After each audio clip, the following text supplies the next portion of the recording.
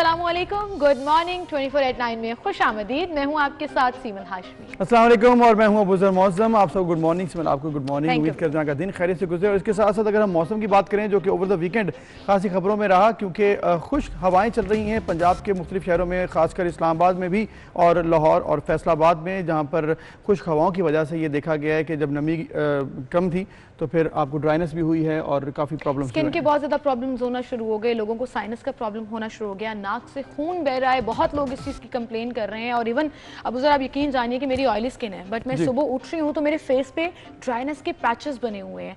सो नमी कम है हवा में। अलबत्ता आज सुबह से जो है वो बूंदाबांदी का सिलसिला जारी है पंजाब के कुछ इलाकों में, लाहौर में बूंदाबांदी हो रही है, लेकिन कराची में आज शदीद गर्मी भी पड़ने का इंदिया दे दिया गया है। तो एक ही मुल्क में दो अलग अलग मौसम जो है वो क्लियरली नजर आ रहे हैं। हाँ, लेकिन ये जो एहतियाती तदाबीर महकमा मौसमियात की जानिब से, डर्मेटोलॉजिस्ट की जानिब से जारी की गई हैं, प्लीज़ उसको ज़रूर फॉलो करें। पानी का इंटेक अपना बेहतर रखें और स्किन को मॉइस्चराइज रखें। और साथ साथ ये भी ख्याल रखिएगा क्योंकि पानी अगर आप पीते हैं और उसकी वजह से आपकी आसानी भी हो जाएगी, लेकिन चंद दिनों में जब ये हवाएं जो हैं खुश्क हवाएं इनकी कमी आ जाएगी और बारिश भी हो जाएगी तो इंशाल्लाह ये मामला ख़त्म हो जाएगा। लेकिन इसके साथ साथ आगे बढ़ते हुए अपनी दीगर स्टोरीज़ की तरफ हम अगर बात करें, और सबसे ज़्यादा अहम जो बात है वो हमने ये देखा कि PDM के अंदर तो इस वक्त इख्लाफात हैं, लेकिन एक चीज़ जो कल बहुत से लोगों ने इंजॉय की, वज़ीर-ए-आज़म इमरान खान साहब का कल लोगों के साथ डायरेक्ट खिताब था, जो कि इसके बाद उन्होंने लाइव कॉल्स भी ली, जो कि खासी इंटरेस्टिंग भी बन गई थी। बराह रास्त बातचीत करते रहे वो आवाम से, और कॉल्स जो है उसका सिलसिला रात 11 बजे से 2 बजे तक जो है वो बराह रास्त दिखाया भी गया और सवालात के जवाबात भी दिए गए। और लोगों ने अपने अपने मसाइल, जिनमें major top of the list जो है वो महंगाई था, जिसके बारे में सवाल पूछा, और भी कुछ क्वेश्चंस थे। और वज़ीर-ए-आज़म कभी मुस्कुरा कर, कभी हंस कर, कभी बड़े सीरियस तरीके से इस चीज़ को हैंडल करते रहे। कोरोना के हवाले से भी उन्होंने मुसलसल अपनी डिफरेंट जवाबात में जो है वो जवाब दिया। एक कॉल जो है वो बड़ी इंटरेस्टिंग थी, जो सोशल मीडिया पर काफ़ी वायरल भी हुई, जिसमें एक खातून जो है वो बात कर रही हैं और बड़े मुहज़्ज़ब तरीके से वो बात कर रही हैं। इस्लामाबाद से उनका ताल्लुक़ था, अमरीन उनका नाम था, और ये मुझे लगता है this is the only clip जो सबसे ज़्यादा वायरल हुआ है, जिसमें उन्होंने वज़ीर-ए-आज़म से कहा है कि इतनी महंगाई है कि कंट्रोल नहीं हो पा रहा, बजट नहीं बन पा रहा। लेकिन जिस वजह से वो वायरल हुआ, अब सर वो क्या था? जी जी, वो आपको दिखाते हैं। मैं अमरीन कयूम बात कर रही हूँ इस्लामाबाद से। मैं एक हाउस वाइफ हूँ। मेरे हस्बैंड प्राइवेट जॉब करते हैं। मैं महंगाई के बारे में बात करना चाहती हूँ कि महंगाई जो है वो दिन ब दिन बढ़ती जा रही है और गुजारा मुश्किल हो रहा है।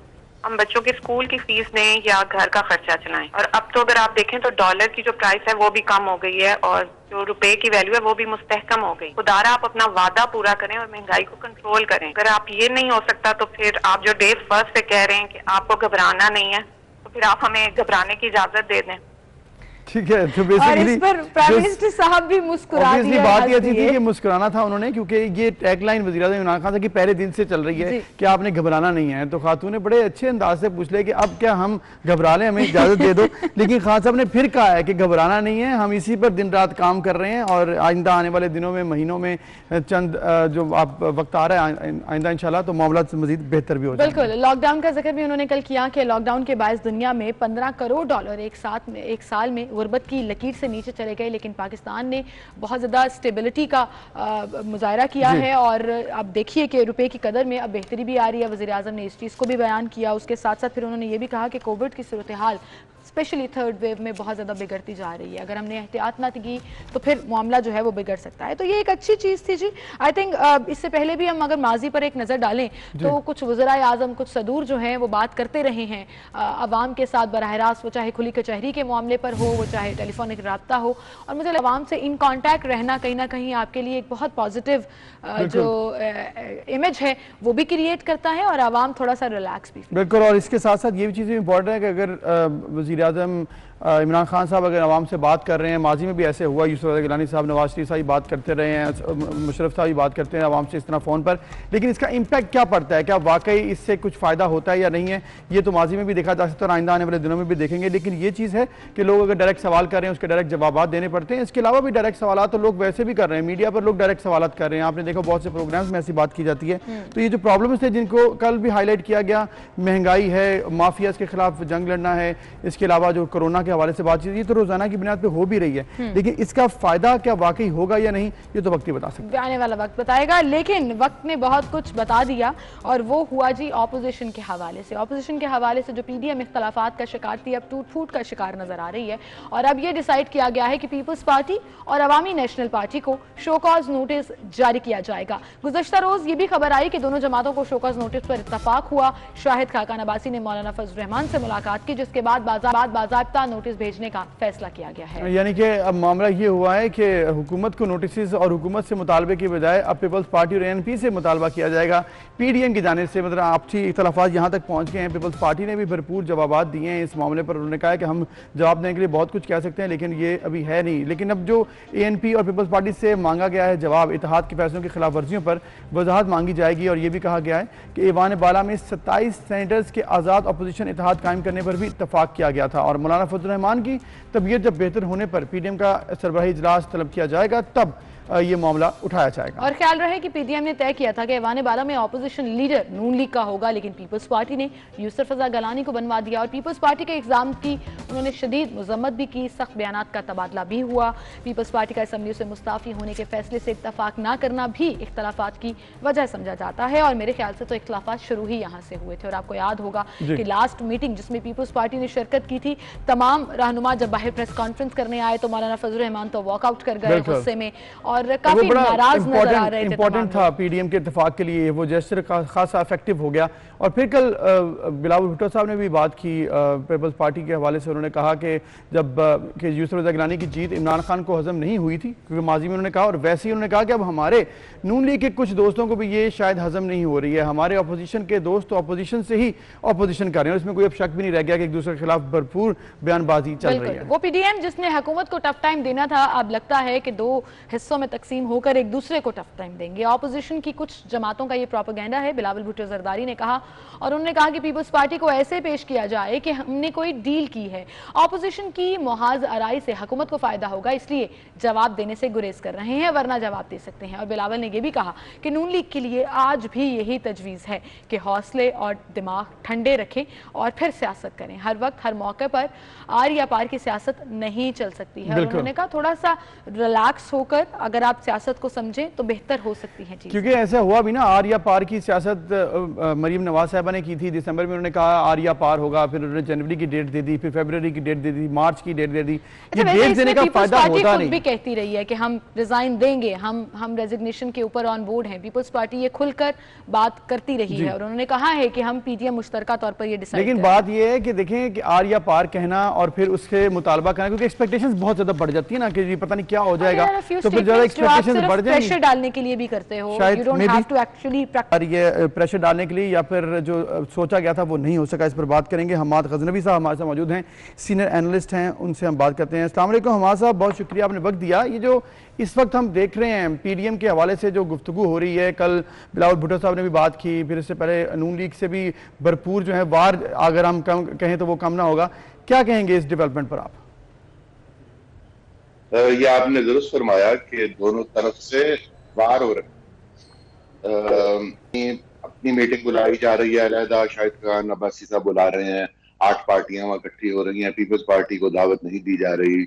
इसी तरह जो बिलावल भुट्टो साहब जिसका आप इशारा कर रहे थे, वो तंज के अपने तीर चला रहे हैं। वो कहते हैं सियासत आर पार की हर वक्त नहीं होती, यानी मरियम साहिबा पे वो तंज कर रहे हैं। इसी तरह उन्होंने मौलाना के हवाले से भी एक आधा फिक्रा कहा जो ज्यादा अहम है कि दो पार्टियां बड़ी जो हैं उनके दरमियान तो चले जो हो रहा है सो हो रहा है, लेकिन मौलाना फजल रहमान साहब से भी जो तवक्कुआत पीपल्स पार्टी रखती थी, क्योंकि जरदारी साहब से उनके बहुत तवील ताल्लुकात है, वो भी उनको पूरी होती नजर नहीं आ रही।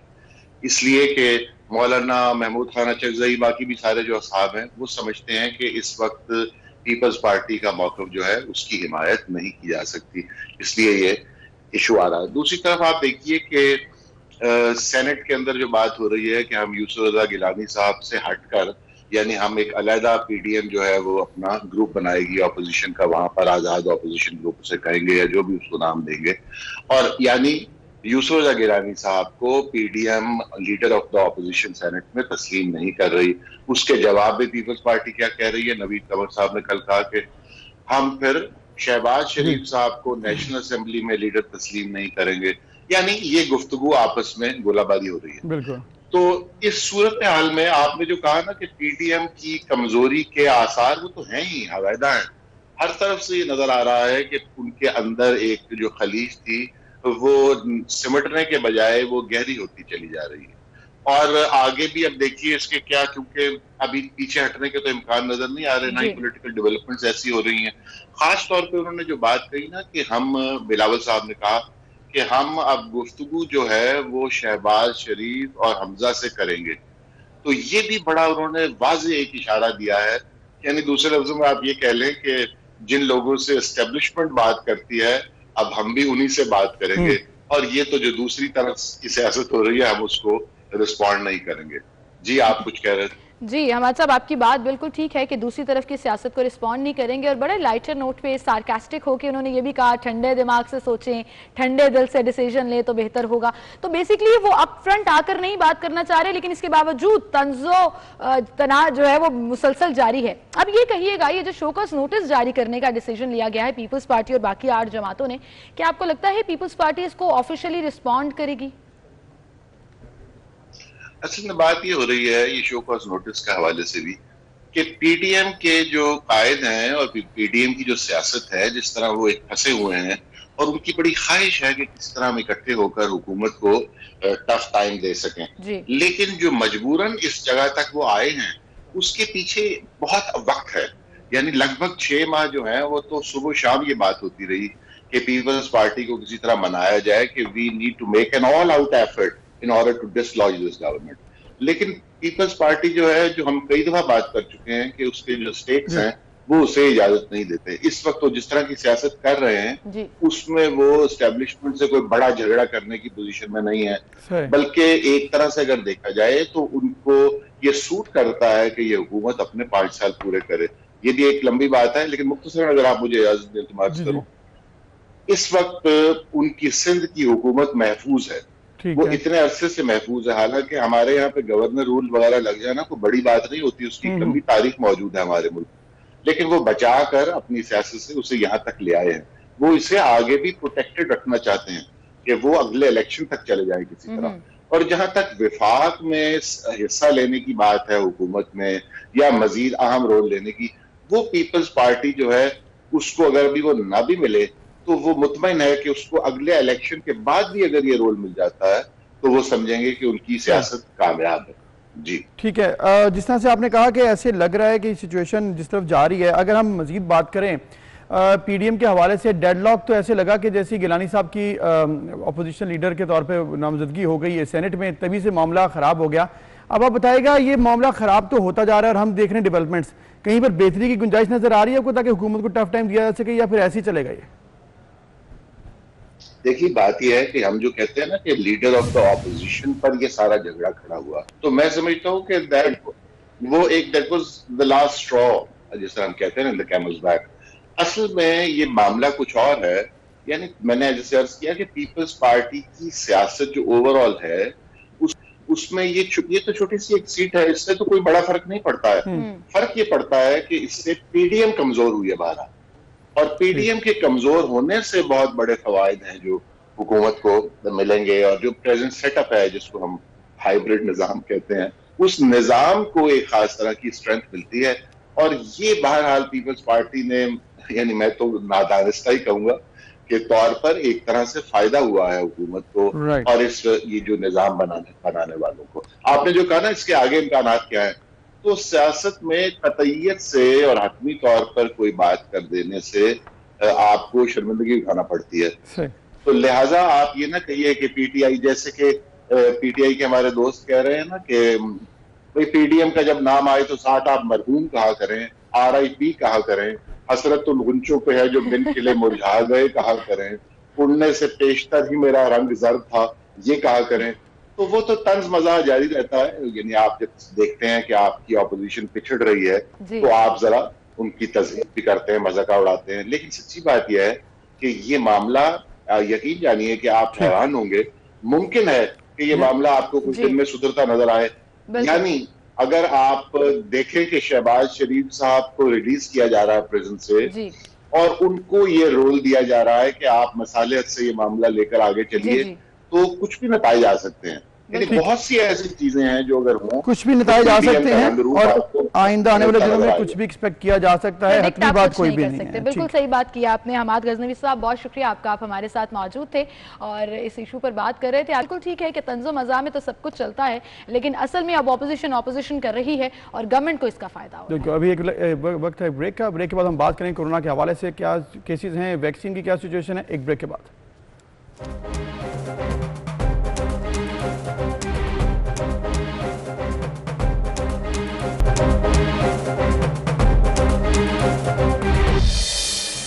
Welcome back. एक बार फिर से आपको खुशामदीद कहेंगे। आलमी वबा कोरोना वायरस के सबब पाकिस्तान में मजीद 43 अमवात और 4323 नए केसेस सामने आए हैं। National command and operation centre के मुताबिक पाकिस्तान में कोरोना से अमवात की मुजमूई तादाद 14,821 तक पहुंच चुकी है, जबकि मुतासरा अफराद की मुजमूई तादाद भी 6,92,231 है और एक्टिव केसेस भी खासे बढ़ चुके हैं और 58,500 तक पहुंच चुके हैं। बिल्कुल, और अगर हम रेशो की बात करें तो वो 9.96% रही, जिसमें पॉजिटिविटी रेशो जो है वो काफ़ी ज़्यादा नज़र आ रहा है। इसके बावजूद पूरे मुल्क में कोरोना SOPs के लिए मुसलसल इजलास भी हो रहे हैं। NCOC हर चीज़ को बड़ा कैलकुलेटिव तरीके से सख्ती भी हो रही है और मैयत भी कर रही है कि कहाँ पर केसेस ज़्यादा हैं, किस तरह से SOPs को फॉलो कराना है। उसमें आप लोगों का बड़ा इंपॉर्टेंट रोल है।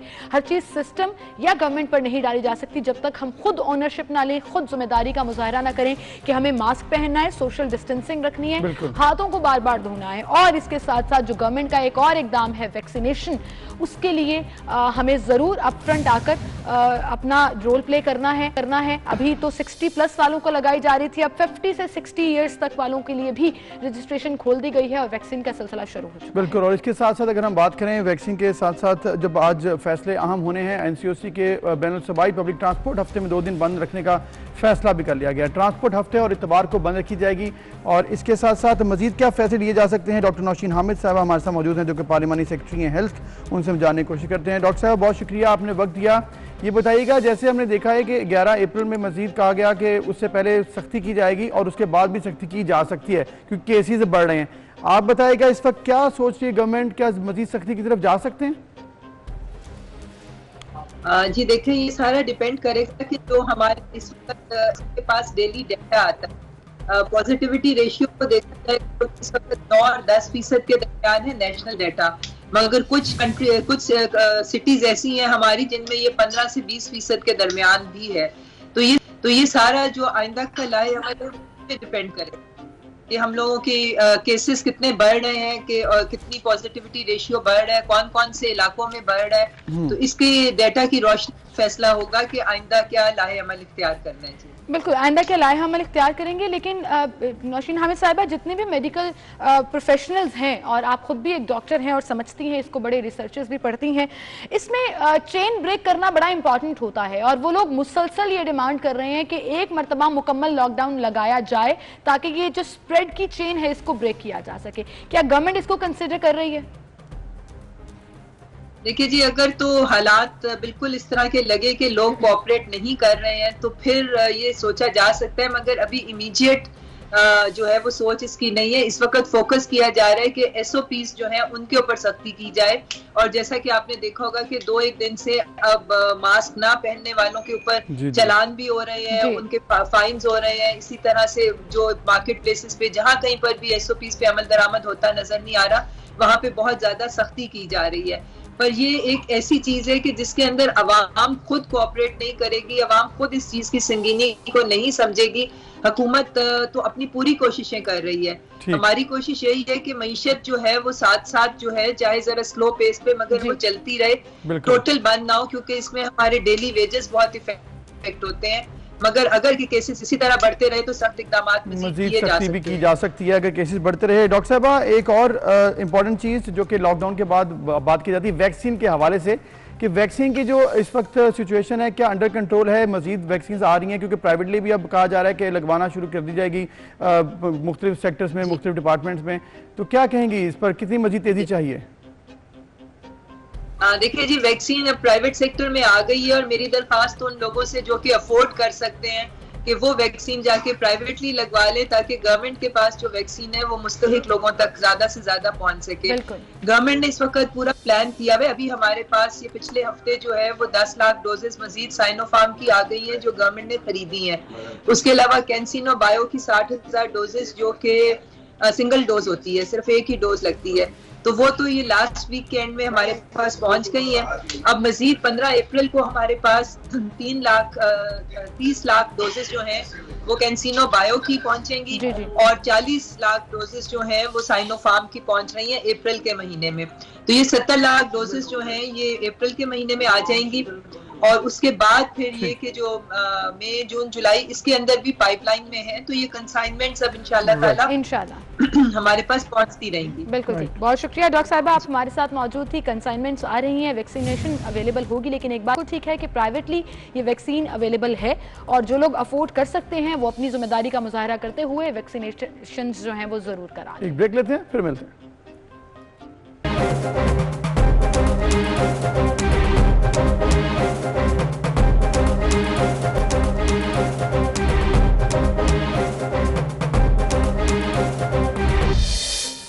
Welcome back. एक बार फिर से आपको खुशामदीद कहेंगे नाज़रीन। दुनिया में बहुत से तरीके हैं, बहुत सी चीज़ें हैं जिनके ऊपर रिसर्च होती है और फिर वो जिसे कहते हैं ना कि it takes you to the wonderland कि ये भी पॉसिबल है, ये सोचने पर मजबूर कर देता है। ऐसे ही एक तरीका इलाज है, लेकिन किसी खास बीमारी का नहीं, ओवरऑल आपकी पर्सनालिटी का। आपको अगर मेंटली इमोशनली डिस्टर्बेंस है, कोई प्रॉब्लम है या इवन फिजिकली प्रॉब्लम है, तो उसमें एक जदीद तरीका जो काफ़ी दहाइयों से, काफ़ी सदियों से एग्जिस्ट करता है, लेकिन उसके ऊपर चूंकि रिसर्च नहीं होती, बात नहीं होती, उस तरीके से अब साइंस जो है उसको एक्सेप्ट करना शुरू हो गई है और आप हैरान हो जाएंगे कि किस तरह से आप ठीक हो सकते हैं उस तरीके और दुनिया में तो इस पर बात होती है। पाकिस्तान में अब इसका आगाज़ हो चुका है, तो हमने सोचा कि हमारे पास जो आज गेस्ट हैं इजाज़ अहमद खान साहब, जो कि स्पिरिचुअल हीलर हैं, ऑरा के ऊपर डील करते हैं, नेगेटिव एनर्जी कैसे ख़त्म की जा सकती है, स्पिरिचुअल हीलिंग कैसे की जा सकती है, इस पर हम उनसे बात करेंगे।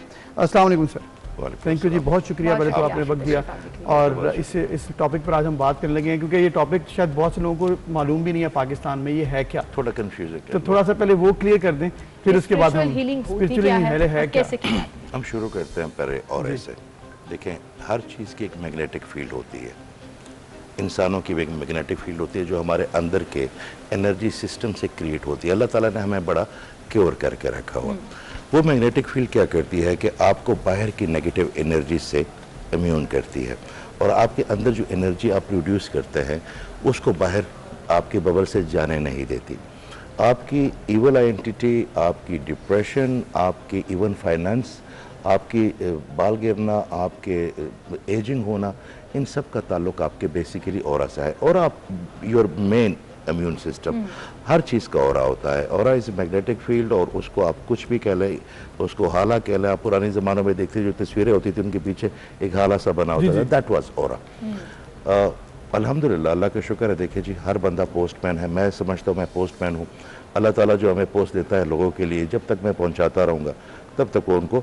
मगर यहाँ पे आके मैंने देखा, मेरे सेशन भी हुए, बहुत ज़्यादा लोगों से मिला, इंट्रैक्शन हुआ, लोगों के जहन में एक चीज़ बैठ गई है कि ये एक ऐसी चीज़ है जिनका हमने ट्रीटमेंट मौलवियों से ही हजरात से करानी। कुरान के हर बहुत ज़्यादा पावरफुल है। Quran is basically a power of universe. मगर हम हर चीज़ के लिए उनके पास जाते हैं जिनको शायद ख़ुद भी नहीं पता होगा कि आपके अंदर, जिसको जापानीज टी कहते हैं, हिंदूज उसको चक्रास कहते हैं संस्कृत में, हम उसको लताइफ कहते हैं, जो इंग्लिश लोग होते हैं वो उसको एनर्जी पॉइंट्स कहते हैं। वो करते क्या है, वो असल चीज़ है। उन्होंने 7 कलर क्रिएट करने हैं, आपके स्पाइन के ज़रिए आपके माइंड में जाना है। उन्होंने नए इन्वेंशन सेल क्रिएट करने हैं आपको। देखिए जी, इविल आइडेंटिटी जिसको हम नज़र कहते हैं, ये बहुत ज़्यादा डैमेज करता है ख़वातीन को भी और मर्द हजरात को भी। आपके औरत के ऊपर 7 कलर्स होते हैं और हर कलर कोई एक चीज़ आपकी लाइफ में आपको प्रेजेंट करता है, आपके अंदर से ही क्रिएट होते हैं वो। तो जब नज़र लगती है आपको, अगर आप मुझे इजाज़त है तो मैं आपको बता दूं कि बेसिकली नज़र लगती कैसे। बिल्कुल बिल्कुल, ये तो बड़ा इंटरेस्टिंग टॉपिक भी है और most commonly discussed in our society. देखिए जी, जिस चीज़ को आप लोगों को एक्सप्लेन ना कर सके वो मिथोलॉजी है। आपको कहना जी असेब है, असर है क्या, लगता क्यों है? क्योंकि आप मुसलमानों को तो बता देंगे, हदीस शरीफ बता देंगे आप, 231 हदीस शरीफ में, कुरान में जिक्र है। मगर जो लोग मजहब को नहीं मानते वो भी तो इंसान है, आपने तो उनको भी एजुकेट करना, उन्हें कैसे बिलीव करना। देखिए, आपके माइंड के अंदर मुख्तलिफ सेक्शंस होते हैं लोगों के। कभी कभी हम कुछ लोगों से बहुत ज़्यादा इंप्रेस हो जाते हैं, उनकी तरह बनना चाहते हैं। आपके कोई कुलीग या आपके कोई कुलीग आपकी तरह बनना चाहते हैं, बात करना चाहते हैं, नहीं कर पाते, तो वो एक केमिकल रिएक्शन के माइंड में आपके लिए स्टोर होता रहेगा। जब आप किसी चीज़ को देखते हैं तो आपको, ये तो सबको पता है बहन भाइयों को, कि एक लेज़र की तरह एक आपकी बीम निकलती है, उस चीज़ को टच करती है, गो बैक टू यू।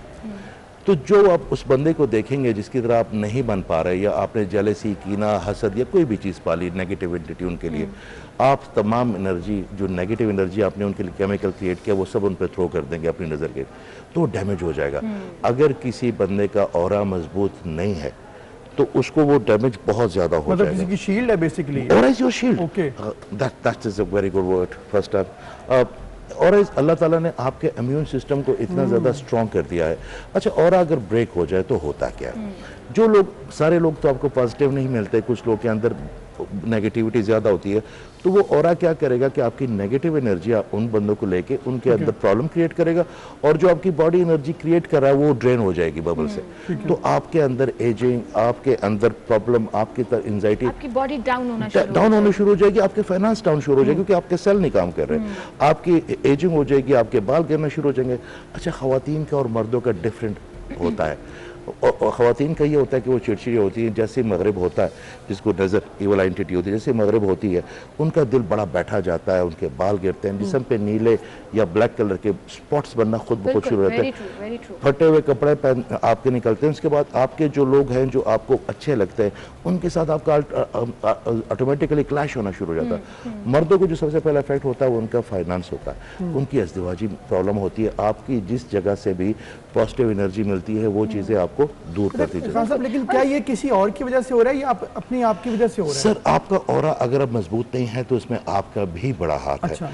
अगर आप कोई भी चीज़ पे एंगर फील करते हैं, अगर आप किस चीज़ से कीना फील करते हैं, हसद फील करते हैं, एंजाइटी फील करते हैं, डिप्रेशन में चले जाते हैं, तो आप किसका मतलब है कि आपके अंदर जो एनर्जी पॉइंट्स है वो सही काम नहीं कर रहे। आपका अपना भी नुकसान है, दूसरों के तो बहुत ज़्यादा। बिल्कुल, और आई थिंक ये बड़ा मैटर करता है आपकी अपनी पॉजिटिविटी से भी, कि आप कितने स्ट्रांग हैं कि आप उस वेव को, उस नज़र को, बिल्कुल it's such a beautiful explanation कि हम हमेशा ये बात करते हैं कि अल्हम्दुलिल्लाह हमारा ताल्लुक इस्लाम से तो है, लेकिन कुरान पाक में वो तमाम चीजें हैं जो 1400 साल पहले एक्सप्लेन की, लेकिन साइंस की रिसर्च भी है। So you are actually talking about science जो हर शख्स को समझ भी आएगी। It's beautiful. कुरान साइंस है, साइंस कुरान है। बिल्कुल, जिस तरह स्पिरिचुअलिज्म पॉजिटिविटी है और पॉजिटिविटी ही स्पिरिचुअलिज्म। बिल्कुल, और ये जो सारे आपने साइन एंड सिम्टम्स बताए जो खवातीन पर असर करते हैं, जनरली हमारे यहाँ ये सोचा जाता है कि ये तो जादू हो गया, किसी ने आपके ऊपर जादू कर दिया, तो basically it's the negative energy that affects your personality. देखिए, इविल आई एंटिटी और black magic entity they exist. आप दुनिया में हर चीज का एक शेडो होता है। अच्छाई का शेडो बुराई है, बिल्कुल। दिन का शेडो रात है, ठीक है जी। खुशबू का शेडो बदबू है। तो जादू, आपको पता है किस चीज का शेडो है? Will talk about it. जादू रिसालत का शेडो है। पहले ज़माने में जब पैगंबर आते थे तो उनका मुकाबला जादूगरों से करवाया जाता था, क्योंकि वो समझते थे ये भी जादूगर है। तो जहाँ पे रिसालत है वहाँ पे ईवल जरूर होगा, जहाँ पे गुड़ होगा वहाँ पे मक्खियाँ जरूर जाएंगी, ठीक है। तो आप उनको इग्नोर नहीं कर सकते। If you believe in a god you have to believe in evil as well. शैतान पे आपको यकीन करना है, आपने उससे बचना है।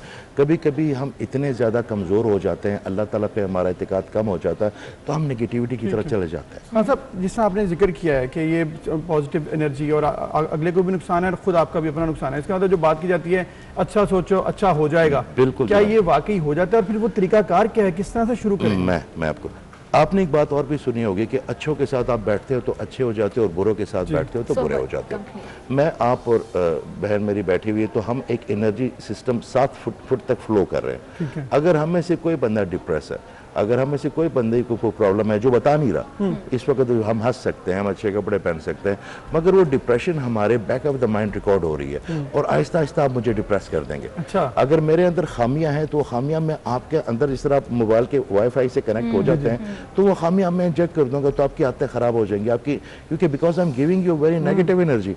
मैं अगर पॉजिटिव होऊंगा, मुझे अल्लाह की ज़ात पे यकीन है, यकीन करें, अगर अल्लाह की ज़ात पे आपको सही तरह यकीन आ जाए ना, तो दुख नाम की क्या किसी नाम की कोई चीज़ नहीं होती। मगर हम इंसान हैं, हम इंसान हैं, हमें And you have that reading power. 22 years of research internationally. आप UK based हैं और बाहर भी और यहाँ पाकिस्तान में भी आपने इसके ऊपर प्रॉपर रिसर्च किया। So you are the authentic platform जहाँ जाकर आप you don't have to tell anything and you'll get it. ये रिसर्च कितनी मुश्किल थी, लोगों का इस पर एतकाद कितना है, लोग कितना इस चीज़ को मानते हैं, रिएक्शंस क्या हैं? आपका सबसे ज़्यादा आपको एतकाद वो होता है जो आपके करीबी लोग आप पे ट्रस्ट करना शुरू कर देते हैं। हम पानी में, मतलब मैंने ये शुरू किया कि पानी में अगर कोई बंदा मेरे सामने बैठा है और मुझे लगा कि ये एवल आइडेंटिटी या उसको नज़र है या कोई और डिप्रेशन है या उसकी बॉडी के देखिए मुख्तलिफ कलर्स हैं, हमारे मुख्तलिफ जितने भी हैं वो एक कलर कर रहे हैं। अगर किसी बंदे के फाइनेंस ख़राब हैं तो इसका मतलब है ऑरेंज कलर वो क्रिएट उसकी बॉडी नहीं कर रही। अच्छा। अगर उसके अंदर मैनहुड की कमी है, एडमिनिस्ट्रेशन की कमी है, तो इसका मतलब रेड जो उसकी एनर्जी प्रोड्यूस नहीं हो रही। या येलो है, मैं अगर आपको पहचानने की कोशिश करूँगा, थर्ड आई मुझे चाहिए, थ्रोट चाहिए बात समझाने के लिए, तो जब मुझे पता चल जाता है कि ये कलर मिसिंग है तो हम पानी में वो कलर अल्हम्दुलिल्लाह ट्रांसफर कर लेते हैं उनको। जो वो पानी वो पीते हैं तो उसी वक्त उनका एनर्जी चैनल फ्लो में आ जाता है। और वो एक यहाँ पे अच्छा एक और चीज़ देखिए, जो ग्रीन एनर्जी होती है, वो हुजूर का रंग भी है, हार्ट एनर्जी भी है, लोग उस आपसे मोहब्बत करते हैं। जिन जिन लोगों में मैंने यहाँ पे ग्रीन एनर्जी इंजेक्ट की ना, उनमें से तकरीबन 70 से 80% लोग या अब अनकॉन्शियस कह लें या बेहोश होते हैं, वो होते ज़रूर हैं। अच्छा। उन सब का मैंने, अच्छा यूके में ये एक्सपीरियंस इतना ज़्यादा नहीं आया शायद यहाँ पे लोग, तो वो जब बताते हैं तो वो कहते हैं कि हम उस बस में रहना चाहते हैं। इसका मतलब है कि हमारे मुआशरे में जो हम नाम तो अल्लाह का बड़ा लेते हैं, हुजूर के भी हम बातें करते हैं, मिलाद भी लेते हैं, मगर हमारे अंदर उनकी जो तालीमात हैं उनकी कमी है, तो एनर्जी हमारे अंदर नहीं हो रही। पीस का कलर है ग्रीन, अगर आप if you not peace at heart तो वो शो भी होगा, वो नजर भी आएगा। लोग आपसे मोहब्बत नहीं करेंगे, आपकी मोहब्बत भी आप जो लोगों से करवाते हैं वो भी आप खुद क्रिएट करते हैं। जो फाइनेंस से ट्रैक करते हैं वो आपके अंदर से क्रिएट होते हैं, सारी दुनिया आपके अंदर है। अगर आपके वो चैनल फ्लो में है, आप यकीन कर आपकी ज़िंदगी बड़ी खूबसूरत। जैसा फिर हम ये तमाम जो नॉलेज भी है दुनिया में, पाकिस्तान में शायद इतने ज़्यादा सेंटर्स नहीं है, आपने बताया कि शायद अभी शुरू भी हो रहे हैं, तो फिर कैसे बंदा आइडेंटिफाई करेगा और फिर तरीकाकार क्या है कि हमने आगे बढ़ना है, किस तरह हमने एनर्जी लेके आनी है, पॉजिटिव कौन सी कमी है, तरीकाकार, क्योंकि अपने अंदर पॉजिटिव एनर्जी लेके आनी तो उसके लिए पहले माइंड में होना चाहिए ना कि हमें ये चेंज चाहिए। देखिए जी, मैं एक चीज़ पे बिलीव करता हूँ, मैं यूट्यूब चैनल नहीं बनाता, मैंने यूट्यूब चैनल नहीं बनाया फेसबुक पे या दोस्तों को, पहले ज़माने में कम थे, अब हमारे वहाँ पे थर्सडे को सेशन होता है, वो फ्री होता है अल्हम्दुलिल्लाह, तो उसमें से ऑल ओवर द यूके 300 से 400 लोग के टर्नओवर होता है, कभी ज़्यादा कभी कम। अब तो कोविड की वजह से we facing a very different world, तो वो उसकी वजह से तो नहीं, मगर यहाँ पे क्योंकि लोग इतनी ज़्यादा, हमें यहाँ पे मैंने 2 वर्कशॉप किए, 3 सेशन किए, और लोग अच्छा यहाँ पे लोग समझते हैं कि उनको आप पहले एजुकेट करें, पूरी कहानी समझाए। अगर आप डॉक्टर हैं, मैं आपके पास आता हूँ और आप मुझे कोई प्रिस्क्राइब करते हैं कोई मेडिसिन, तो आप मुझे उसकी पूरी इंग्रेडिएंट्स नहीं बता सकते। आप अपना मेडिकल साइंस का 16 साल का एक्सपीरियंस मुझे घोल के एक मिनट में नहीं बता सकते। अच्छा, उनको जो बताने की कोशिश करते हैं, they don't believe unless healing में काम होता है कि हीलिंग में 60% अगर आप हील करते हैं उसको, तो 40% उसको आपको परमिशन देनी पड़ती है टू हील योरसेल्फ। और एक हमारे पास एक स्टिक होती है, मेरे पास भी है, वो आपकी पूरी बॉडी को स्कैन कर देती है। वो बताती है कि इस वक्त आपकी ओवरऑल एनर्जी कितनी है,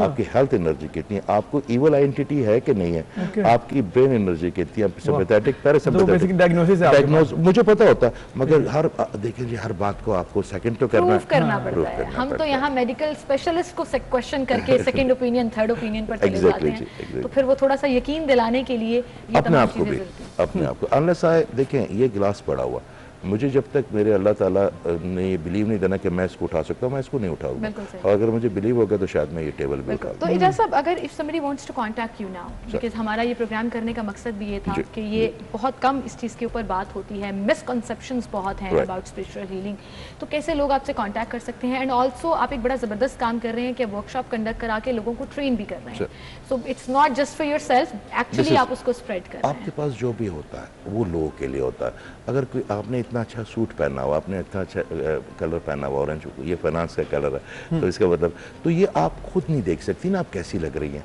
इनको नहीं पता। हमारे पास जो भी लो मेरे अल्लाह ने दिया है वो आपके लिए तो होते ही नहीं है, वो होते ही लोगों के। जब तक आप अपने हिस्से का खैर लोगों में बांटेंगे ना, मेरा अल्लाह ताला आपको देता रहेगा। अगर आपने रिसिस्ट कर लिया, उसको आपने मटेरियलिज्म कर लिया, देखिए जी, यहाँ पे 95 क्या 90 में एक मुझे नहीं कहना चाहिए, मगर मैं कभी कभी ऐसा होता है, कोई पेशेंट है, कोई बच्चे तो ऑटिज़म के होते हैं, मेरी वो बड़ी कमज़ोरी है, जो बूढ़ी ख़वातून है, वो मेरी अम्मी अभी रिसेंटली डेथ हुई है, या कोई ऑटिज़म के बच्चे हैं, तो मुझे वो बच्चे जब आते हैं वो कोई उनको अफोर्ड नहीं कर सकते, लेके आते हैं, मुझे नीचे जाके उनको देखना पड़ता, मैं उनकी अपनी हेल्प कर देता हूँ, क्योंकि वो अल्लाह ताला 11 गुना मेरे बच्चों को देगा। तो this is what you feel for the हमने अपना हिस्सा डालना।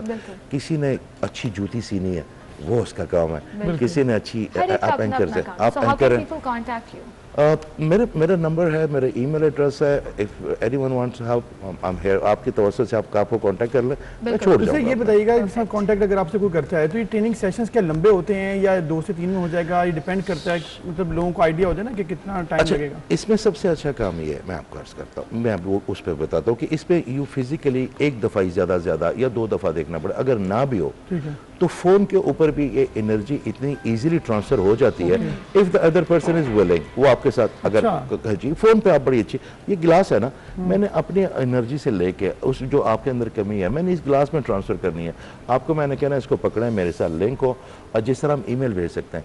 आप जब दुआ करते हैं, आपने देखा आप क्या करते हैं, आप इस दुआ को करके ऐसे करके कोई चेहरों पे फेरता, बेसिकली ये क्या है, हम एक एनर्जी का बॉल बनाते हैं अपने हार्ट से और फिर हम उस बंदे को भेज देते हैं। तो ये चीज़ें बड़ी इजी है, हमने आगे से अपना मुस्बत रवैया जो है proving your faith by practice and by facts and figures and science, this is the beautiful thing जो आप एक्सप्लेन कर सकते हैं कि आपका मजहब जो है वो सारी चीज़ें आपको सिखाता है, उसकी प्रैक्टिकल जो इम्प्लीमेंटेशंस हैं वो अगर साइंस से प्रूव हो रही हो तो इससे इंशाल्लाह जी हर चीज़ प्रूव होना चाहिए, हर चीज़। थैंक यू सर, बहुत शुक्रिया। और ये बड़ी ज़बरदस्त टॉपिक था कि आपकी एनर्जी को पॉजिटिव कैसे बनाना है, थोड़े से सेशंस करें और आपकी एनर्जी जो और है वो पॉजिटिव होगा, उससे आपको भी फायदा और आपकी सोसाइटी को भी और हर तरह का मसला आपका हल हो जाएगा। एक छोटी सी ब्रेक लेते हैं, फिर हाजिर होंगे।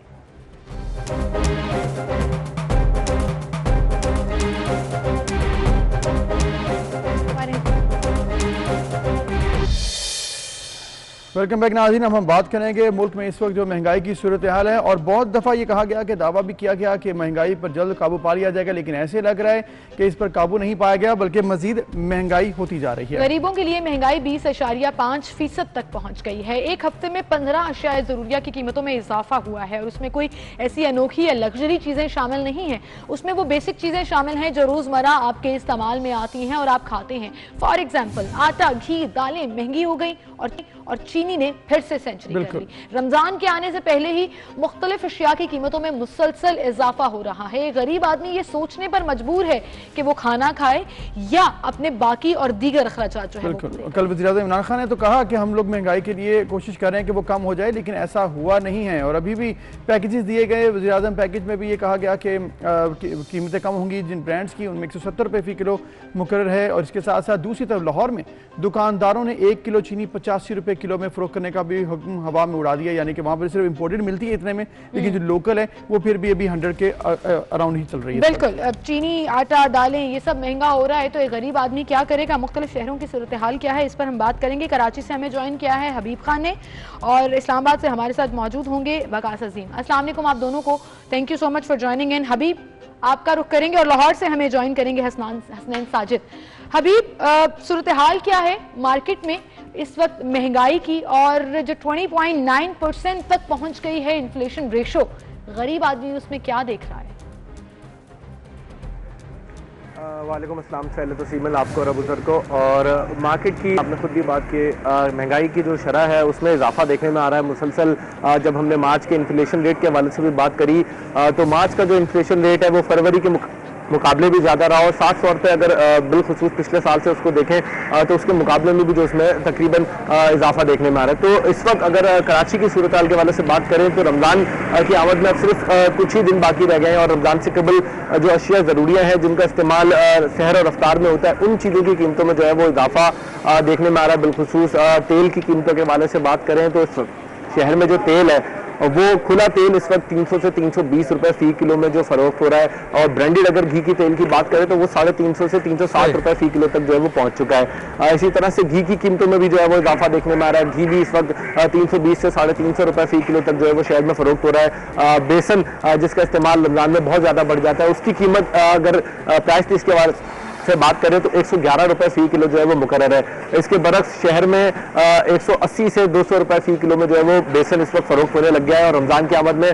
जहां एक हफ्ता बाकी है वहां शहरी ऐसी ही चीजें जो कि तेल है, बेसन है, इसके अलावा चीनी है जिसका इस्तेमाल बढ़ जाता है, मशरूबात का इस्तेमाल होता है, तो ये चीजें लोग पहले से खरीदारी शुरू करते हैं, लेकिन पहले से खरीदारी करने का भी कोई फायदा हासिल उसमें नहीं हो रहा है क्योंकि रमजान की आमद से कबल ही इन चीजों की कीमतों में इजाफा देखने में आ रहा है। अभी आपकी बात बिल्कुल ठीक है कि रमजान से पहले ही कीमतों में इजाफा हो रहा है, तो फिर पैकेज जो मिलेंगे उसका क्या फायदा होगा देखेंगे। हसनैन साजिद हमारे साथ हैं लाहौर से, उनसे भी हम जान लेते हैं कि कराची के बाद लाहौर में क्या सूरत हाल है। हसनैन बताइएगा, जिस तरह से हबीब ने बताया कि कराची में तो सूरत हाल कुछ बेहतर नहीं है और दावे तो अलग, जो हकायक हैं वो काफ़ी परेशान कुन है, लाहौर में क्या सिचुएशन है? जी, अगर अशिया में जो महंगाई की अगर जिक्र किया जाए तो जो अशिया खुर्दो नोश हैं उनकी कीमतों में कई गुना इजाफा हो गया है, जिसकी वजह से जो गरीब आवाम हैं उनके जो मुंह का निवाला है वो भी छीन लिया गया है। जो गरीब आवाम है, जो मेहनत कश तबका है, उनकी जो बुनियादी ज़रूरियात हैं वो भी पूरी नहीं हो रही। जैसे कि घी का जिक्र किया जाए, आटे का जिक्र किया जाए, दालों का जिक्र किया जाए या चीनी का जिक्र किया जाए, तो इन तमाम अशिया की जो कीमतें हैं वो इतनी बढ़ गई हैं कि गरीब आवाम जो है वो फाकों पर आ गई है। इसके अलावा अगर जिक्र किया जाए रमज़ानुल मुबारक का, तो रमज़ानुल मुबारक की चूँकि आमद है और कुछ ही दिन बाकी रह गए हैं, तो उसकी आमद से पहले ही जो गरीब आवाम है, जो मेहनत कश तबका है, इसके अलावा जो सफ़ेद पोश हैं, वो इस परेशानी में मुब्तला हो गई हैं कि इस रमज़ान में वो किस तरह से गुजर बसर करेंगे, वो जो अशिया हैं उनको किस तरह से खरीदेंगे, सहर अफ्तार किस तरह से की जाएगी। और ये तमाम तर परेशानियाँ लाहक हैं। जो अशिया है उनकी चीज़ों में जो कई गुना इजाफा हुआ है, उसकी वजह से एक परेशानी जो है वो शहरियों को मुब्तला है उसमें। इसके अलावा चूँकि घी, दालें, गोश्त और इसके अलावा जो चीनी है, ये बुनियादी ज़रूरियात हैं जो किसी भी घर की ज़रूरत है, चाहे वो कोई अमीर हो चाहे कोई गरीब हो, और सहर अफ्तार में इन चीज़ों का इस्तेमाल बहुत ज़रूरी है। तो इसकी जो कीमतें हैं इतनी बढ़ चुकी हैं कि जो गरीब आवाम है उसकी पहुंच से दूर हो गई। इसके ऊपर जो गरीब आवाम है वो हुकूमत की तरफ भी देख रही है कि हुकूमत उनके लिए क्या रिलीफ पैकेज देगी, किस तरह से इस रमज़ान में जो हुकूमत है उन गरीब आवाम को सब्सिडी देगी, और किस कदर जो गरीब आवाम है इस सब्सिडी से या इन चीज़ों से इस्तेफादा हासिल कर सकेगा। एक बड़ा सवाल, आपकी बात बिल्कुल ठीक है, ये एक बड़ा सवालिया निशान है। हमारे साथ ही मौजूद रहेगा, इस्लामाबाद से हमें ज्वाइन किया है वकास अजीम ने। वकास, शहरी इक़्तिदार की सूरत हाल क्या है? महंगाई की रेशो इस वक्त ओवरऑल अगर हम देखें तो वो 20.9 जा रही है, लेकिन रमज़ान भी आने वाला है, वज़ीर-ए-आज़म पैकेज के ऊपर बार बार बात हो रही है और रमज़ान पैकेज के ऊपर बात हो रही है। फिलहाल सूरत हाल क्या है मार्केट की? जी देखिए, महंगाई की वजह से जहां इस्लामाबाद के शहरी परेशान हैं तो वहां इस्लामाबाद के हुक्मरान जो हैं वो भी परेशान हैं। गुज़िश्ता हफ्ते हमने देखा कि महंगाई का बहाना बनाकर वज़ीर-ए-आज़म इमरान खान ने जो वज़ीर ख़जाना थे डॉक्टर अब्दुल हफीज़ शेख उनको उनके ओहदे से हटा दिया, जबकि पिछले चंद रोज़ में हमने देखा है कि हुकूमती जो वज़रा हैं वो बार बार ये कह रहे हैं कि हुकूमत के लिए सबसे बड़ा जो चैलेंज है वो इस वक्त महंगाई है। यकीनन रमज़ानुल मुबारक की आमद से कबल अगर आम मार्केट में हम जाते हैं तो खाने पीने की अशिया खासतौर पर जो सब्जियां और फल फ्रूट हैं उनकी कीमतों में कई गुना तक इजाफा हो चुका है। इस वक्त इस्लामाबाद में टमाटर का जो रेट है वो तकरीबन 70 से 80 रुपए फी किलो तक पहुंच चुका है, और ख़ासतौर पर चिकन की जो कीमत है वो 250, 260 और 270 भी कई इलाकों में जिंदा जो ब्रायलर है वो फरोख्त हो रही है। इस्लामाबाद में जो चीनी का रेट इस वक्त चल रहा है वो बाज़ इलाकों में 110 रुपये तक भी पहुँच चुका है, और कुछ इलाके ऐसे हैं जहाँ पर 100 रुपये फी किलो तक चीनी फरोख्त की जा रही है। इसी तरह जो घी की कीमत है वो भी जो ब्रांडेड घी है वो तकरीबन 280 रुपए से लेकर 300 रुपए फी किलो तक फरोख्त किया जा रहा है, जबकि मुख्तलिफ जो दीगर ब्रांड्स हैं जिनमें कुकिंग ऑयल है वो इसकी कुकिंग ऑयल की कीमत 320 रुपए फी लीटर से लेकर 350 रुपए फी लीटर तक पहुंच चुकी है। इसी तरह जो दालें हैं वो भी आम आदमी की पहुंच से दूर है, और बेसन की जो हमने रेट देखा है क्योंकि बेसन की जो डिमांड है वो आम मार्केट में रमज़ान मुबारक से कबल बढ़ जाती है। 180 रुपए से लेकर 200 रुपए फी किलोग्राम में बेसन फरोख्त किया किया जा रहा है। अब इस महंगाई के ऊपर काबू पाने के लिए हुकूमत ने रमज़ान रिलीफ पैकेज का ऐलान किया है, जिसकी मालियत तकरीबन 6 अरब और 70 करोड़ रुपए बताई जा रही है। और रमज़ान रिलीफ पैकेज है ये जो यूटिलिटी स्टोर्स हैं उनके ऊपर इसका इतलाक 10 अप्रैल से शुरू हो जाएगा। यूटिलिटी स्टोर के ऊपर 5 जो बुनियादी अशिया हैं उनकी कीमतों में किसी किस्म का कोई रद्दोबदल नहीं किया गया और उनकी कीमतें बरकरार रहेंगी। खासतौर पर जो चीनी की कीमत है वो यूटिलिटी स्टोर पर 68 रुपये फी किलोग्राम में फ़रोख्त होगा। इसी तरह 20 किलो आटे का जो थैला है वो 800 रुपये में फ़रोख्त किया जाएगा। लेकिन रमज़ान मुबारक के दौरान जो 5 बुनियादी अशिया हैं मुल्क भर के यूटिलिटी स्टोर जिनकी तादाद तकरीबन 4000 है उनके ऊपर इनकी मुसलसल फराहमी को यकीनी बनाना हुकूमत के लिए। और इसके साथ साथ सब्सिडी 7 अरब विफाक की तरफ से, जबकि सूबाई हुकूमतें अपना अपना फैसला करेंगी। वकास अजीम आपका शुक्रिया, हसनैन साजिद आपका शुक्रिया और हबीब खान आपका भी शुक्रिया कि ओवरऑल सिचुएशन इस वक्त कराची, लाहौर और इस्लामाबाद से क्या है। लेकिन इन्फ्लेशन किसी तौर नीचे नहीं आ रही है और गवर्नमेंट को कुछ सीरियस इकदाम करने होंगे ताकि ये सिचुएशन क्लियर हो और रमज़ान के बाद दोबारा से, जैसे कहते हैं ना, रमज़ान पैकेज से थोड़ा सा इन्फ्लेशन रेशो कम होगा, लेकिन ईद के बाद फिर से एक तूफान आ जाएगा। में जो पैकेज मिल रहा है वही मिल जाए, इम्प्लीमेंटेशन ये भी बड़ी बात होगी। रमज़ान आने वाला है, रमज़ान में होता यह है कि फिर कीमतें बढ़ाते हैं और फिर थोड़ा सा रिलीफ मिलता है, लेकिन वो भी कुछ खास होता नहीं है। तो ये इंश्योर करना चाहिए गवर्नमेंट को कि जो इस वक्त सिचुएशन है, अगर ये लोग जो ऐलान किए हैं ये मिल भी जाए लोगों को तो काफी होगा। इस वक्त आपको बताएंगे मुस्लिम लीग नून के रहनुमा एहसन इकबाल इस वक्त मीडिया से गुफ्तगू कर रहे हैं। अंगूठा लगा के, मोहर शब्द करके उनके मुखालफीन को जेलों में भर दे, ये वो अदालती निज़ाम है जो इमरान नियाज़ी साहब चाहते हैं। इमरान नियाज़ी साहब ने 3 साल हो गए हैं, आज तक कोई एक ठोस करप्शन का रेफरेंस कौम के सामने नहीं पेश किया। मैं फिर मुतालबा करता हूं कि हमारे खिलाफ जो नैब के मुकदमात चल रहे हैं उनकी मीडिया के जरिए बराह रास्त कवरेज की जाए, मीडिया पे कौम को दिखाया जाए कि किस तरह के झूठे, भोंडे और लघु मुकदमात बना के ये अपोजिशन की किरदार कुशी कर रहे हैं ताकि कौम को पता चले। एहसन इकबाल इस वक्त मीडिया से गुफ्तगू कर रहे थे और ओवरऑल हुकूमत की जो कारकर्दगी है उस पर तनकीद का निशाना बना रहे थे। इसी के साथ एक ब्रेक लेते हैं, फिर हाजिर होंगे।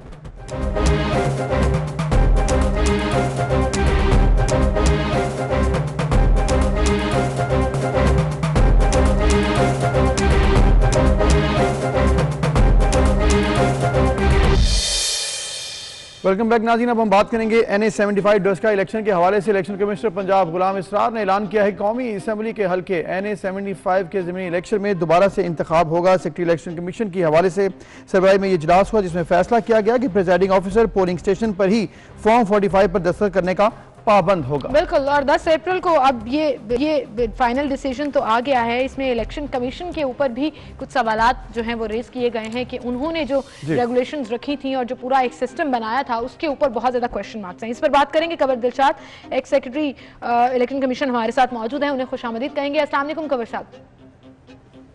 कवर साहब, ऐसा लग रहा था जो रिमार्क्स दिए गए, जो ये रूलिंग चल रही थी इस दौरान के शायद वो जो 20-22 हल्के हैं उनमें अदालत की तरफ से ये डायरेक्शंस आए कि सिर्फ उनमें इलेक्शन दोबारा कराया जाए, लेकिन सवालिया निशान तो पूरे इलेक्शन पर थे और अदालत ने भी यही डिसीजन दिया कि पूरे हल्के में दोबारा इंतखाब ही होगा। लेकिन इलेक्शन कमीशन की कारकर्दगी के ऊपर बहुत सवालिया निशान उठे। ज़ाहिर है कि सुप्रीम कोर्ट ऑफ पाकिस्तान ने जो मार्क्स दिए हैं उन्होंने दोनों पहलुओं को अपने मद्देनजर रखा। उन्होंने इलेक्शन कमीशन पाकिस्तान की भी कोताहियों पर भी उन्होंने नजर रखी और उनका भी पॉइंट ऑफ व्यू यही था कि चूंकि आप इलेक्शन करवाने की आपकी जिम्मेदारी है तो आपके ज़ाहिर तौर पर आपको तमाम इंतजाम करने चाहिए थे। अफवाज पाकिस्तान को तलब करना चाहिए था, रेंजर की जो है उनको एक्टिवेट करना चाहिए था। इस जो हल्का जो हमारा 75 के इलेक्शन को जो कारदम करना पड़ा उसमें रेंजर का भी रोल बहुत ही महदूद था। ये इलेक्शन कमीशन की कोताही थी कि रेंजर की जो थी वो बहुत ही महदूद लेवल पर उनका किरदार रहा। वो उन्होंने सिर्फ गश्त करते रहे, राउंड करते रहे, उनको पोलिंग स्टेशन के जो है पोलिंग स्टेशन के बाहर या अंदर तो जो भी गड़बड़ हो रही थी, फायरिंग हो रही थी, लॉ एंड ऑर्डर की सूरत खराब थी, वो मुशाहदा करते रहे, गश्त करते रहे। तो यहाँ इलेक्शन कमीशन पाकिस्तान की ठीक सुप्रीम कोर्ट पाकिस्तान ने कहा कि आपसे भी कोताही हुई है। वो कोताही ये थी कि जब देखे कि हालात खराब हो रहे हैं तो फिर रेंजर को उन्होंने एक स्पेशल हुक्म जारी करना चाहिए था इलेक्शन कमीशन ऑफ पाकिस्तान को, लेकिन वो नहीं किया। ये बात दुरुस्त है, लेकिन ठीक है कि सूबाई हुकूमत ने इलेक्शन कमीशन के साथ तावन नहीं किया। इसमें चीफ सेक्रेटरी और IG पंजाब शामिल हैं। इनके बारे में जो तफसीली फैसला आएगा सुप्रीम कोर्ट ऑफ पाकिस्तान का, तो उसके बारे में जो भी वो हदायत सुप्रीम कोर्ट ऑफ पाकिस्तान करेगा उसके मुताबिक इलेक्शन कमीशन ने कार्रवाई करनी है। लेकिन जहाँ तक प्रिजाइडिंग ऑफिसरों की गुमनाम हुए, गुम हो गए, अगवा हो गए, कैसे चले गए, इनके बारे में इलेक्शन कमीशन ऑफ पाकिस्तान के पास तमाम रिकॉर्ड मौजूद है। अब सुप्रीम कोर्ट के फैसला आने के बाद और ये 10 अप्रैल के इलेक्शन के बाद उन प्रिजाइडिंग ऑफिसरों के खिलाफ कार्रवाई की जाएगी कानून के मुताबिक। वो हो जाएगी, उसके तमाम ग्राउंड रियलिटी आपके मुताबिक हुई है, तमाम जमीनी हक़ाइक़ तैयार हैं। अब आप आइए, एक और बड़ी अहम बात यह है कि 10 अप्रैल को जो इलेक्शन हो रहा है जी, ये जो इलेक्शन कमीशन ने जो कानून करार दिया, इसके बड़े दूरदर्शी नताइज जो हैं पड़ेंगे आइंदा इंतखाबात में। आइंदा इंतखाबात में हमारी administration, civil administration, civil establishment, उनको ये अंदाजा हो गया है कि इलेक्शन कमीशन ऑफ पाकिस्तान जाग गया है। इलेक्शन कमीशन ऑफ पाकिस्तान ने ना प्राइम मिनिस्टर के हवालों की परवाह की, ना उनके वफाकी वज़रा ने जो उनके खिलाफ शदीद लैंग्वेज इस्तेमाल की, तज़हीक किया, उनको मुस्तफ़ी होने पर मजबूर किया, उनके खिलाफ सुप्रीम कोर्ट में दरख्वास्त देने का धमकियाँ दी गई। इसके बावजूद भी इलेक्शन कमीशन पाकिस्तान अपने मौक़िफ़ पर खड़ा रहा। कुंवर साहब आप बड़ी इंपॉर्टेंट बात कर रहे हैं और इस पर हमने तफसीलन बात भी कर दी है। अभी हमें लिए जाना है अपने नाज़रीन को सेनेट के इजलास में, जहाँ पर यूसुफ रज़ा गिलानी साहब खिताब कर रहे हैं। हम दोबारा आपकी तरफ आएंगे, लेकिन अभी यूसुफ रज़ा गिलानी साहब का खिताब दिखा दें। तो नौजवान ज्यादा हैं और मुझे कहा जाता था, I used to say minorities and women they are my constituency, क्योंकि women represent 51% of the population. और उसके लिए आज भी मेरा मौक़िफ़ इस ऐवान में भी यही है कि minorities and women they are my constituency.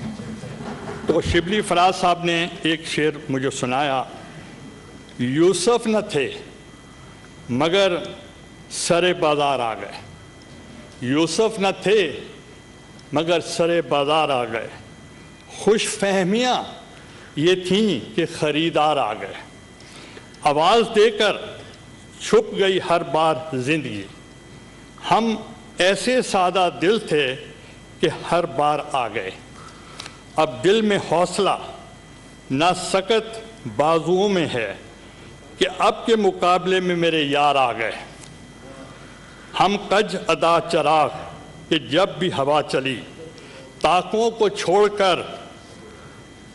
को छोड़कर सरे दीवार आ गए, सूरज की दोस्ती पे जिन्हें नाज था फराज, वो भी तो तेरे साया दीवार आ गए। पाकिस्तान जिंदाबाद। Thank you. Leader of the house please. बिस्मिल्लाहिर्रहमानिर्रहीम। Thank you mister chairman. Mister chairman, आज पार्लिमानी साल का पहला दिन है। मैं सबसे पहले आपको दोबारा चेयरमैन मुंतखब होने पर मुबारकबाद पेश करता हूँ। इस वक्त जारी है, हम एक बार फिर रब्ता करेंगे। हमारे साथ मौजूद हैं कुंवर दिलशाद साहब। कुंवर साहब, जैसे कि हम बात कर रहे थे, हमारी कोशिश है कि हम ये जानने की कोशिश करें कि क्या ये जो इलेक्शन के हवाले से गुफ्तगू हुई थी, इलेक्शन के हवाले से ये भी बात की जा रही थी कि आया ये 20 हल्कों में होना चाहिए, 20 पोलिंग स्टेशन होना चाहिए या पूरे हल्के में। तो मुझे ऐसा लगता है वो कन्फ्यूजन तो सबकी दूर होगी, क्योंकि कोर्ट ने भी कहा ये क्लियर हो गया ना, 10 अप्रैल को इंतखाबात हो रहे हैं। अब सवाल जिस पर कंवर साहब बात भी कर रहे थे वो ज्यादा इंपॉर्टेंट है कि अब आइंदा क्या होगा, क्या किया जाएगा। 10 अप्रैल को होने वाले इलेक्शन में सिविल डिपार्टमेंट जो है, तमाम सिस्टम जो है, और खास तौर पर सबसे मोस्ट इंपॉर्टेंटली इलेक्शन कमीशन क्या रोल प्ले करेगा, सिक्योरिटी के क्या इंतजाम होंगे, प्रिजाइडिंग ऑफिसर्स की सिक्योरिटी के ऊपर क्या इकदाम किए जाएंगे, फिर आप अपने बैग्स जो वोट्स हैं उनको कैसे प्रोटेक्ट किया जाएगा। कंवर साहब अपनी बात कंटिन्यू कीजिएगा। आपकी बात बिल्कुल ठीक है कि 10 अप्रैल को जो इंतखाब होने जा रहा है, अब सवाल उसके ऊपर आता है कि क्या क्या इकदाम किए जाएंगे। देखो जी, ये जो आपका जो हल्का 1975 है, इसके इलेक्शन के बाद 10 अप्रैल के बाद इस पर बड़े गहरे असरात पड़ेंगे हमारी आइंदा की सियासी हलकों में। सबसे बड़ी अहम बात यह कि जो दोनों उम्मीदवार जो हैं, तहरीक इंसाफ के भी और मुस्लिम लीग नवाज के भी, ये दोनों ही बड़े फ़हाल और बाअसर ख़ानदान से इनका ताल्लुक है। ये आम कैंडिडेट नहीं है। उनके भी वालिदैन जो थे वो भी कौमी असम्बली के मेंबर थे, और जो नवाज शरीफ की पार्टी है वो भी कौमी असम्बली के मेंबर थे, इफ्तार चीमा साहब। तो ये सारे मामला को बड़े गहरी नजर से देखना पड़ेगा। लेकिन जो पार्टी के अंदर इख्तिलाफात पैदा हो गए हैं, पीपल पार्टी के, PDM के, तो इस पर भी इस इंतखाब पर इसका असर पड़ेगा। तो इतना आसान इलेक्शन ये नहीं है। और इलेक्शन कमीशन पाकिस्तान ने जो काम किए हैं, अब हमारी जो सिविल इस्टेब्लिशमेंट है वो मुकम्मल गैर जानबदार रहेगी, और इलेक्शन कमीशन के साथ उन्होंने मुकम्मल तावन करना है। कोई गड़बड़ नहीं होगी। उन्हें पता लग गया है कि इलेक्शन कमीशन जो है ये 2018 का नहीं, ये 2021 का इलेक्शन कमीशन पाकिस्तान है, और जिन्होंने बड़ी सख्त कार्रवाई की है। तो ये हमें नजर आ रहा है कि इंतखाब बड़े साफ सुथरे भी होंगे, और इसके नतीजे से आइंदा पाकिस्तान की सियासत पर बड़ा गहरा असर पड़ेगा। नतीजे हालात को देखते हुए हमें ये नजर आ रहा है। लेकिन हम ये भी कहेंगे वफाकी हुकूमत से कि इलेक्शन कमीशन पाकिस्तान आप ही का आईनी इदारा है। आप इनके खिलाफ जिस अंदाज से आपके वज़रा जो हैं इलेक्शन कमीशन पाकिस्तान के बारे में जो नाज़िबाना अल्फाज इस्तेमाल कर रहे हैं, तो वो उनकी एक इंटेग्रिटी पर, उनकी गैर जानबदारी पर बड़ा उसका असर पड़ रहा है। अब अगर इलेक्शन कमीशन पाकिस्तान ने यू टर्न ले लिया और आइन के आर्टिकल 204 के तहत कार्रवाई करने का आगाज कर दिया, तो फिर वफाकी हुकूमत के बाद वज़रा भी उसकी इज्जत में आ जाएगी। बिल्कुल ठीक है, बड़ी जबरदस्त बात की आपने। कंवर दिलशाद साहब ने बड़ी ज़बरदस्त बात की कि एहतियात की जानी चाहिए और इदारों को इख्तियार देना चाहिए जो कि उनके पास इख्तियारात हैं, और इस फैसले के दुरुस्त नताइज भी आ सकते हैं। 75 के इलेक्शन के हवाले से जो बात की जा रही है, 10 अप्रैल सिर्फ वो दिन नहीं है, लेकिन इसके बाद भी आइंदा से अगर बद इंतजामी देखने में आई तो सख्त एक्शन हो सकता है। ये बात अब क्लियर हो गई है। बिल्कुल, इसी के साथ आगे बढ़ेंगे और आपको एक और इन्फॉर्मेशन देंगे, और आपने भूलना नहीं है वाउच 365 को। वाउच 365 इज एन एप्लीकेशन जो आप अपने स्मार्टफोन में डाउनलोड कर सकते हैं, और इसकी मेंबरशिप हासिल करने के बाद इसके ऊपर जितने फूड चेन ब्रांड्स हैं उन पर bye one get one free की फैसिलिटी हासिल कर सकते हैं। और ये ब्रांड्स जो हैं 6000 से ज्यादा हैं इस पे, और इसके साथ साथ 15000 कूपन आपको मिलेंगे। कराची, लाहौर, इस्लामाबाद, पेशावर, फैसलाबाद, मुल्तान, हैदराबाद, एबटाबाद और इसके साथ साथ बहावलपुर में। और बहुत ज़बरदस्त रेस्टोरेंट्स की एक लंबी लिस्ट है जिसमें OPTP है, बेलावेटा है, move and pick, PC hotel, Ramada plaza, Cineone, pizza hut. लंबी लिस्ट का फायदा उठाइए। Buy one get one free आपने एप्लीकेशन डाउनलोड करनी है और आपने इसको एंजॉय करना है। एक और इन्फॉर्मेशन जो आप मुफ्त में ये मेंबरशिप कार्ड हासिल कर सकते हैं हमारे प्लेटफॉर्म से। आपको फेसबुक पर जाना है, 24/9 का पेज ओपन करके सबसे पहले तो उसको लाइक करना है, फॉलो करना है।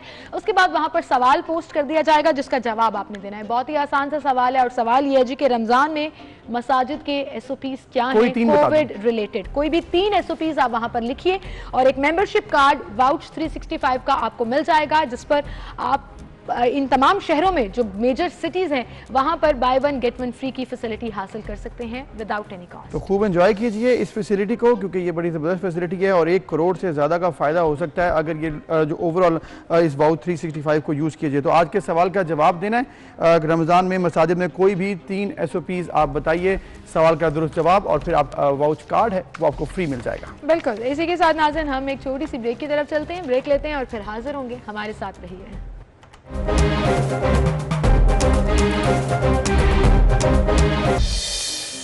वेलकम बैक नाज़रीन। पाकिस्तान और साउथ अफ्रीका का कल बड़ा ज़बरदस्त मैच हुआ है। सेकंड मैच था 2 के पाकिस्तान वो मैच हार गया, और 341 रन के चेस में पाकिस्तान ने 324 रन बनाए और 17 रन से पाकिस्तान ये मैच हार गया। लेकिन फ़खर जमान की परफॉर्मेंस, उनकी इनिंग्स और फिर उनका आउट होना, ये इस मैच के हवाले से तस्करा बन चुका है। टॉप ऑफ द टाउन रहा जी उनकी 193 रन की शानदार इनिंग, और जब उनसे पूछा गया मैच खत्म होने के बाद कि आपकी performance one of the best थी, उन्होंने कहा कोई फायदा नहीं क्योंकि हम मैच नहीं जीत सके। तो ये that's what makes him a great cricketer as well, और टॉक ऑफ द टाउन तो वो बने ही कि इंडिया में भी टॉप ट्रेंड किए जा रहे थे। और क्यों किए जा रहे थे कि जिस तरह से वो आउट हुए, आप देखिए कि सोशल मीडिया पर शायकीन क्रिकेट, चाहे उनका ताल्लुक इंडिया से है या दुनिया में कहीं पर भी है, इस पर बात हो रही थी कि जिस तरह से उन्हें आउट किया गया वो बनता नहीं। बिल्कुल, जो तरीकाकार था डिकॉक ने जिस तरह से उनको डिसीव किया, यही बात की जा रही है कि क्या ये स्पोर्ट्समैन स्पिरिट के खिलाफ है या नहीं है। जिस तरह से कल ये आउट हुए हैं, माजी में बहुत सी ऐसी मिसालें मिलती हैं, हमने देखा भी है कि अगर आप किसी को आउट कर सकते हैं या आउट हो चुका है और अगर कोई प्रॉब्लम नजर आ रही है तो आप उसको दोबारा से चांस दें, या फिर आप उसकी डिसीव एटलीस्ट ना करें, क्योंकि क्रिकेट जो है वो जेंटलमैन्स गेम है, इसमें आप डिसीव करके किसी को आउट नहीं करते हैं। स्पोर्ट्समैनशिप जो है स्पिरिट दिखानी चाहिए, और ये दिखाई। आपको 2 मोमेंट्स ऐसे हम दिखाएंगे माजी के जो आपके साथ शेयर करेंगे, जिसमें सबसे पहले तो 1989 में, और कोई और नहीं हमारे कप्तान इमरान खान जो है वो बॉल करा रहे थे और उन्होंने इंडियन प्लेयर श्रीकांत को आउट कर दिया था और वो रोना शुरू हो गए। बकारियस करा रहे थे, he was the captain. So basically वो बहुत डिसहार्ट हो गए। कमेंटेटर भी कह रहे थे कि he is looking so disappointed, but मैं चाहती हूँ रोने वाले हुए थे। तो इमरान खान ने कहा कि आ जाओ जी, वापस आ जाओ, दोबारा खेलो। तो ये मोमेंट मैं आपको दिखाऊंगी, फुल मोमेंट। अब आप देखिए कि नेक्स्ट बॉल में आउट होंगे, आउट होंगे। ये तो रेड भी है नॉट इन द पिक्चर। और अच्छा ये आउट हो गया, अगली ही बॉल। जबरदस्त। कमेंटेटर भी कह रहे थे कि technically Imran Khan as a captain उनके पास कोई पावर नहीं थी, बट उन्होंने उसको वापस बुला लिया कि आओ बारी लो, और अगली गेंद पे वो दोबारा आउट हो गया। और देखिए मतलब ये तरीका कार होता है। फिर एक और मैच में विविन रिचर्ड्स पाकिस्तानी प्लेयर्स को जब आउट कर रहे थे तो वहां पर भी उनके पास चांस था।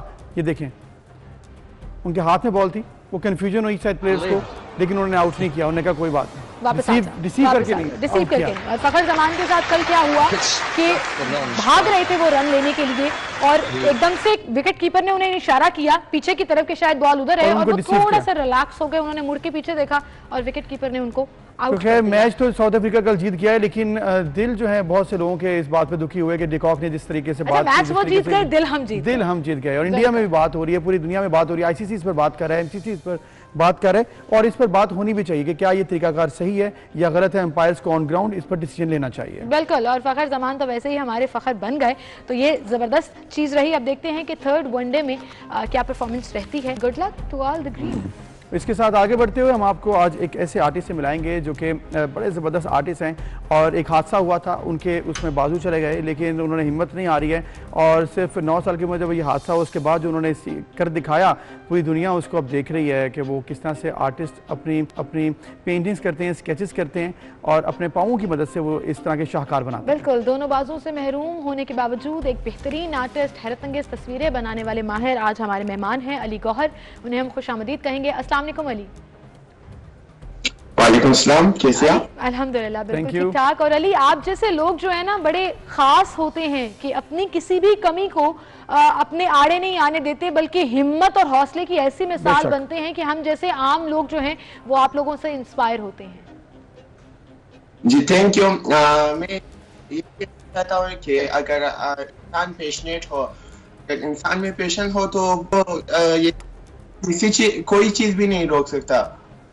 बिल्कुल, इंसान अगर पैशनेट होता तो कोई चीज़ नहीं रोक सकती आगे बढ़ने के लिए। तो अली बताइएगा, आप बड़े ज़बरदस्त आर्टिस्ट हैं, स्केचेस करते हैं, पेंटिंग करते हैं, अपने फ़न के बारे में बताइएगा, कहाँ से सीखा और अब आप क्या कर रहे हैं? जी मैंने तो पहले यानी पेंसिल ग्रिप करना ये सब मुझे किसी ने ट्रेनिंग नहीं दी, मैं खुद सीख गया हूँ। लेकिन ये पेंसिल ग्रिप करना, ब्रश ग्रिप करना, ये बहुत एक मुश्किल चीज़ है, एक यानी चैलेंजिंग फेज था मेरे लिए, एक चैलेंजिंग काम था। फिर मैंने थोड़ा थोड़ा करके ये सीख लिया। अभी जो यानी नॉर्मल जो सिखाते हैं बच्चों को, जैसे आपने ये करना है, आपने वो करना है, इसी तरह मेरे भी उस्ताद है, वो सिर्फ मुझे बताते हैं और मैं खुद करता हूँ, सब खुद करते हैं। और ये ज़बरदस्त खूबसूरत पेंटिंग्स जो हम दिखा रहे हैं, स्केचेस जो हम दिखा रहे हैं मुसलसल स्क्रीन पर, ये अली ने अपने पाँव से बनाई हैं, और क्या ज़बरदस्त तरीके से कलर्स को जो है वो चूज़ किया है। अली, जो आपको उस्ताद सिखाते हैं, जाहिर है वो आपको ये तो नहीं सिखाएंगे कि पैरों की मदद से किस तरह से ब्रश को चलाना है, कलर कितना इस्तेमाल करना है। कितनी प्रैक्टिस लगती है कोई भी एक स्केच बनाने में, कोई भी एक पेंटिंग बनाने में? प्रैक्टिस तो मेरा अभी हो गया, अभी प्रैक्टिस ही नहीं लगता, अभी लगता ही नहीं है। जबरदस्त। तो अली बताएं कि आपने क्या क्या बनाया है अब तक, और कहीं पर प्रेजेंट किया है एग्जीबिशंस में, और क्या इरादे हैं आगे? जी यहाँ पर यानी जो हमारे कौम के जो हज़ारे हैं, वहाँ पर ऑल हज़ारा कंपटीशन हुआ था। वहाँ पर मैं 2 पेंटिंगों में से मेरा फर्स्ट आया था पोजीशन में, क्योंकि उसमें वुमेन पावर को शो किया था, इसीलिए मैंने। जबरदस्त, नंबर 1 आया था। तो अब आगे कोई इरादा है आपका बड़ी एग्जीबिशन नुमाइश करने का? जी इंशाल्लाह, अगर अल्लाह चाहे तो। इंशाल्लाह अल्लाह ताला भी चाहेगा, और आपके इसमें जो आपका आर्ट है वो आगे भी बढ़ेगा। तो बताइएगा किस तरह से रिस्पांस मिला, आपकी फ्रेंड्स, आपके फैमिली, जो आपके चाहने वाले हैं, किस तरह से आपको रिस्पांस करते थे जब आपने ये सोचा कि मैंने आर्टिस्ट बनना है और इस तरह से आपने प्रेजेंट करना है? फैमिलीज तो शुरू से मेरे साथ थी। जब से मेरे साथ हादसा हुआ उस वक्त से मेरे साथ है कि यानी तुम डिप्रेशन से निकलो, इस तरह यानी बहुत मुझे सपोर्ट अपनी फैमिली की तरफ से मिला है। फ्रेंड्स भी अच्छे हैं, यानी मेरे कुछ फ्रेंड्स हैं अच्छे, यानी अच्छे कमेंट करते, कुछ है जो यानी उनको रास नहीं आता। इसी तरह लोग भी है जो मुझे अप्रिशिएट भी करते हैं और मुझे बुरा भी कहते हैं। इसी तरह लोग भी मुख्तलिफ होते हैं। बिल्कुल, और आई थिंक ये आपकी अपनी डिटर्मिनेशन होती है कि आपने कैसे आगे लेकर चलना है। अली, बहुत से लोग हैं जो मायूस हो जाते हैं, इस तरह के हादसा जब उनके साथ पेश आते हैं और कोई कमी आ जाती है तो वो मायूस हो जाते हैं, ज़िंदगी से आवाज़ार बेजार हो जाते हैं। आपने ये हिम्मत कहाँ से निकाली, ये हौसला कहाँ से निकाला कि आपने इंडिपेंडेंट होना है, आपको कुछ ऐसा करना है जो हटके होगा और दुनिया उसकी तारीफ करेगी? हाँ जी, ये तो एक नॉर्मल बात है कि यानी इंसान एक नॉर्मल था और वो एकदम से एक हाफ पर्सन में जाता है, एक हाफ आदमी में जाता है, वो यानी एक तरह से हाफ हो जाता है। तो ये एक बात है डिप्रेशन में जाना, मायूस होना, लेकिन उससे निकलना ये एक बड़ी चैलेंजिंग बात है। और फैक्ट की बात ये है कि मैं उस डिप्रेशन से, उस यानी फेज से मैं 1 हफ्ते में निकला हूँ। वेरी नाइस, जबरदस्त है। 1 हफ्ते पे आप निकल आए, बड़े मजबूत हैं आप, और आपकी जो पेंटिंग है वो भी उसको रिफ्लेक्ट करती है। तो बताइएगा कि अब आगे क्या प्लान्स हैं, कहाँ पर जाना है, कहाँ पर आपने सोचा हुआ है कि आपने अपनी जो एग्जीबिशन है वो करनी है? जी, जैसे पेंटिंग्स होते हैं ना, यानी एग्जीबिशन में यानी नेशनल लेवल पर, इंटरनेशनल लेवल पर, यानी किसी तरह से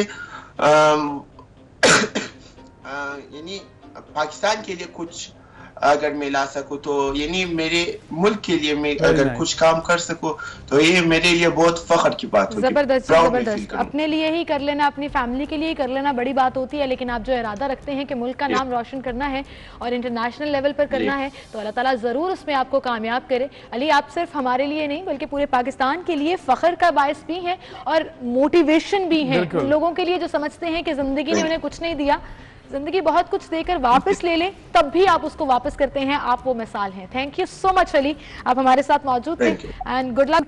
क्या जबरदस्त काम किए हैं, बहुत जबरदस्त, बेहतरीन पेंटिंग्स और आर्ट वर्क है, कलर्स, परफेक्ट स्केचेस और एज टू एज जो है वो जबरदस्त। मैं चाहूंगा कि इनके एग्जीबिशंस को प्रमोशन भी मिले और पाकिस्तान भर में इनके एग्जीबिशंस हो, फिर इंटरनेशनल लेवल पे ये प्रमोशन हो ताकि पाकिस्तान का नाम मजीद बुलंद हो इंशाल्लाह। इसके साथ ही आपसे इजाजत चाहेंगे, इंशाल्लाह कल सेम टाइम पर मुलाकात होगी। अपना ख्याल रखिएगा। अल्लाह हाफिज। अल्लाह हाफिज।